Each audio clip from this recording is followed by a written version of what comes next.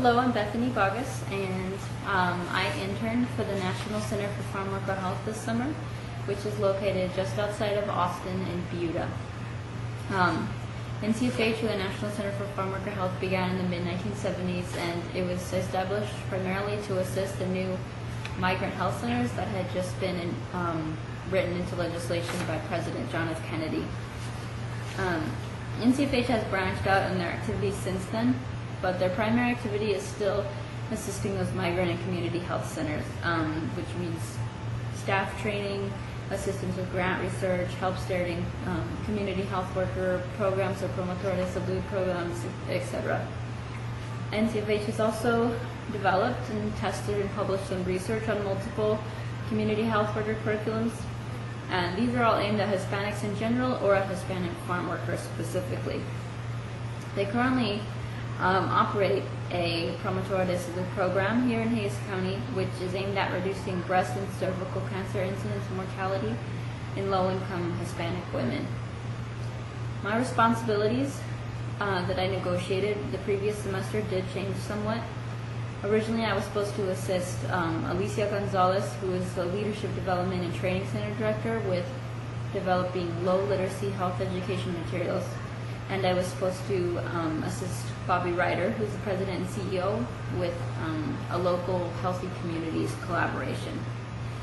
I did still do multiple projects with Ms. Gonzalez during the internship, but instead of working with Ms. Ryder, I ended up working with Hilda Ochoa-Boak, who is the Resource Development and Policy Analysis Director. And I worked with her primarily doing grant research. And Ms. Bogue is a nurse. She's CHEST certified, and she has a master's in community health education. So she ended up being a really wonderful mentor to have, and I really enjoyed working with her. And I did move over to working with her because of a big need in her department, and because I did want to gain some grant writing, grant researching skills. I feel that my internship was really a great start, and I covered a lot of bases in health education.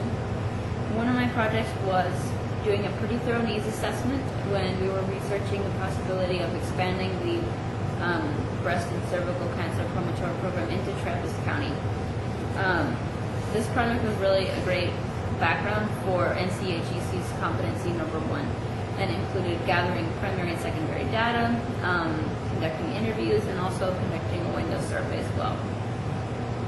I feel that I did get some experience as well in competency number 2 when I edited a large promotor de salud curriculum, which teaches heat and sun safety education for farm workers. I had to edit the entire curriculum, which included a 200-plus page instructor's manual, a student workbook, a rotofolio or flip chart, and a few other documents that went with the program. And I also had to translate from English to Spanish major portions of that curriculum as well, and make sure the English and Spanish matched and that they were factually accurate and all that. So I know that this is an important step in preparing and planning a health education program, and I now know what a major task just that step is. I feel that I gained the most experience in competency number 7 as I developed multiple health education materials on topics ranging from diabetes prevention to migrant health center farm worker board member training. I'm extremely glad that health studies courses focused on methods rather than content, and practicing the skills hands-on was extremely beneficial. I remember feeling somewhat overwhelmed going through the needs assessment process in the community health class, but I know that I would have really struggled in this internship if we hadn't done those step-by-step kinds of things in our classes. I really had an excellent internship, and a major highlight for me was making some wonderful new friends and gaining some excellent mentors who have been really supportive and very informative. I was also grateful to have the opportunity to learn more about migrant farm workers and what they have to go through, and I'm grateful for the opportunity to serve them in any way that I can. I'm also very grateful that NCFH hired me immediately following my internship with exactly the amount of hours I wanted, and I'll be assisting Ms. Bogue. I'll continue to assist her in grant research, which is something that I really enjoy.